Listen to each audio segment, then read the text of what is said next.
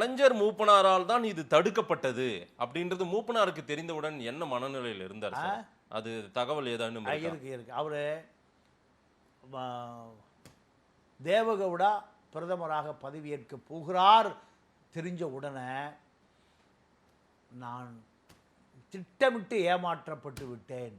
நான் இந்த வட இந்திய லாபி நடப்பதை எனக்கு தகவல் சொன்னாங்க. ஆனால் நான் நம்பவில்லை. நான் நடப்பதற்கு வாய்ப்பில்லை. ஏன் முரசொலி மாறன் எனக்கு நான் பிரதமர் நாற்காலியில் அமர்ந்தால் அவர் தான் அனைத்து அதிகாரமும் செய்ய போகிறார் டெல்லியிலிருந்து. அவருடைய ஆலோசனை கேட்டு தான் நான் அரசு நடத்த போகிறேன். எனக்கு மாறன் துரோகம் செய்வாரா? இந்த நம்பிக்கையில் என்ன பண்ணார்? மூப்பனார் பெரிய அப்செட் ஆகிட்டார். தேவகவுடா மூப்பனாரை சந்திக்க போகிறார்.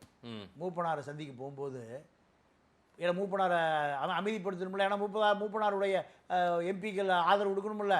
அப்போ சொன்னார், என்ன நான் விரும்பலை, உங்கள் மண்ணிலிருந்தே எனக்கு இந்த வாய்ப்பை கொடுத்தார்கள். உங்கள் மண்ணிலிருந்து நல்லவன் பாஷையில் உண்மையை சொல்லிட்டு போயிருக்காருன்னு அர்த்தம். அப்போ தான் ஒரு அதிர்ச்சி. தேவகவுடாவே சொன்ன பிறகுதான் அதிர்ச்சி ஆகிறார். உண்மையாகவே மூப்பனார் பிரதமராக இருந்தால் காவிரி 240 டிஎம்சி தண்ணி இன்னைக்கு வரைக்கும் வந்துட்டே இருந்திருக்கு. ஒரு கருப்பையா மூப்பனார் பிரதமராக இருந்திருந்தா அது எவ்வளோ ஒரு பெரிய ஒரு உயர் பதவி சார். இந்தியாவை ஆளக்கூடிய ஒரு தமிழன், ஒரு வேட்டி கட்டிய தமிழன் ஆண்டிருப்பான்ல, அது நடக்காமல் போய்விட்டது. காமராஜரும் அதை விரும்பல. கருப்பையா விரும்பினார். அது சூழ்ச்சியால் தடுக்கப்பட்டது.